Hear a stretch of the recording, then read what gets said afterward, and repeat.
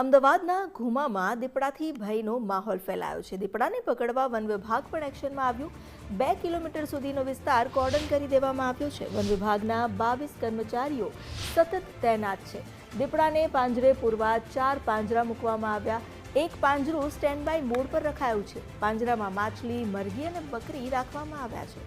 Labour colony વિસ્તારમાં ભારે ડર ફેલાયો છે। બાળકો અને વૃદ્ધોમાં પણ ભારે ભય છે। ડરના કારણે લોકો વહેલા ઘરે આવી ગયા।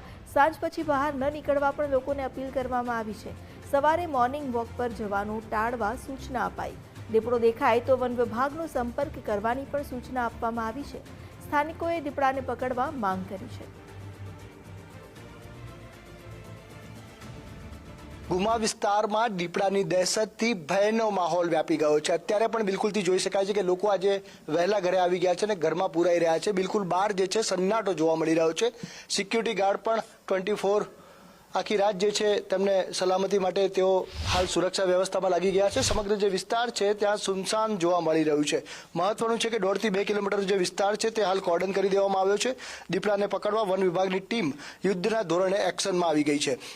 22 જેટલા વન કર્મચારીઓ સતત પેટ્રોલિંગમાં તૈનાત છે। દીપડાને પાંજરે પૂરવા 4 પાંજરા ગોઠવવામાં આવ્યા છે। એક વધારાનું પાંજરું પણ સ્ટેન્ડ બાય રાખવામાં આવ્યું છે। દીપડાને આકર્ષવા માટે પાંજરામાં બકરી, મરઘી, માછલીનું મારણ પણ રાખવામાં આવ્યું છે। રાત્રે દીપડો જો દેખાય તો સ્ટેન્ડ બાય પાંજરું તાત્કાલિક ત્યાં ખસેડાશે અને શરણદીપ સોસાયટી કે જ્યાં હાલ અમે દ્રશ્ય બતાવી રહ્યા છીએ ત્યાં જે છે નજીકમાં લેબર કોલોનીમાં પણ આસપાસમાં ડરનો માહોલ છે। એટલે બાળકો અને વૃદ્ધોમાં સૌથી વધુ ભયની લાગણી જોવા મળી રહી છે। ડરના કારણે ઘણા લોકો આજે વહેલા ઘરે આવ્યા, ઘરે પરત ફર્યા। વન વિભાગની અપીલ છે કે સાંજ બાદ બિનજરૂરી બહાર ન નીકળવું, સવારે મોર્નિંગ વોકમાં ખુલ્લા વિસ્તારમાં ન જવાનું ટાળવું। દીપડો દેખાય તો તરત જ વન વિભાગને જાણકારી આપવી અને સામે સ્થાનિકોની એક જ માંગ છે કે જલ્દીથી દીપડાને પાંજરે પૂરવામાં આવે કે જેથી આ ભયના માહોલમાંથી તેઓ નીકળી શકે। મહત્વનું છે કે ગઈકાલથી જે રીતે આ દીપડો દેખાયાની દહેશત આ વિસ્તારમાં વ્યાપી ગઈ છે ત્યારથી લોકોમાં ભારે ભયનો માહોલ છે ને આજે સૌ લોકો જે છે સમગ્ર વિસ્તારમાં સુમસામ જોવા મળી રહ્યો છે। સૌ કોઈ ઘરમાં પુરાઈ રહ્યા છે। તો બીજી તરફ વન વિભાગ દીપડાને ઝડપી પાડવા ચક્રો ગતિમાન કર્યા છે। કેમેરા પર્સન ગજરાત સાથે સંજય જોશી, ગુજરાત ફર્સ્ટ, ગુમા, અમદાવાદ। અને ગઈકાલે રાત્રે 1 વાગે અમારા મેમ્બરની ડોટર સન બહારથી આવતા હતા।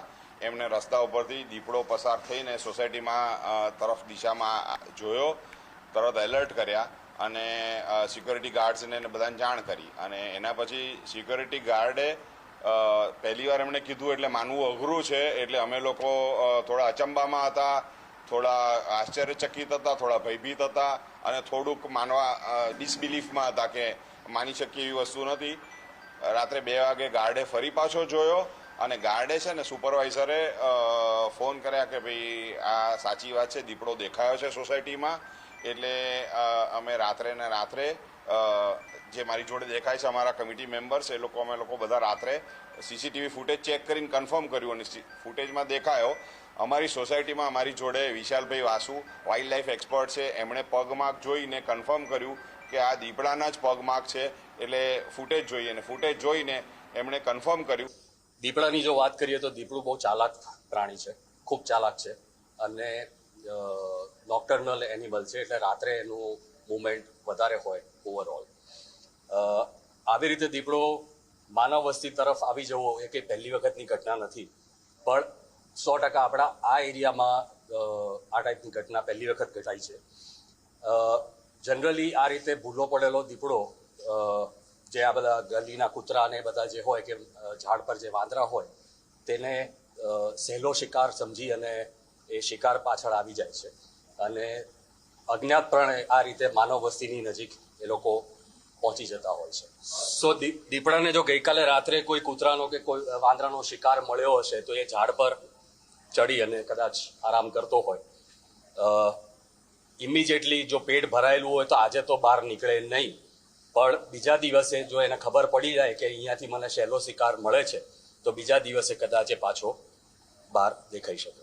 કાલ રાતનો જોયો ત્યારથી બહુ જ બીક છે। નાના બાળકો છે, લેડીઝો છે, એટલે બીક તો હોય, કારણ કે જંગલ વિસ્તાર હોય તો લોકો એનાથી પેલા હોય, પણ આ તો સિટી એરિયા છે, ક્યારેય આવું જોયું ના હોય એટલે બીક દરેકના હોય જ। આ દીપડાનો ડર બહુ લાગે છે। જ્યાંથી બધે કાલ 3 વાગ્યાનો એક જ ધારા બધા સુનમુન જ છીએ, કેમ કે બધા કોઈ બહાર નથી નીકળતા અને ફોરેસ્ટ ખાતાની ઓર્ડર છે કે કોઈ બહાર નીકળતા નહીં અને જલ્દી પકડાઈ જાય એવી અમે આશા રાખીએ છીએ. કાલ રાત્રે 1 વાગે દીપડો અંદર ઘૂસ્યો હોય તારના કોઈ માણસો બહાર નીકળ્યા નથી. અમે ઘરમાં બેસી ગયા છીએ. બહુ બીક લાગે છે. વન વિભાગ અહીંયા આવ્યું છે? હા આવ્યું છે. ફાયર બ્રિગેડ બધા આવે તો શું કીધું છે તમને? બહાર ના નીકળશો એમ, બાળ બચ્ચાને લઈને અંદર હોય.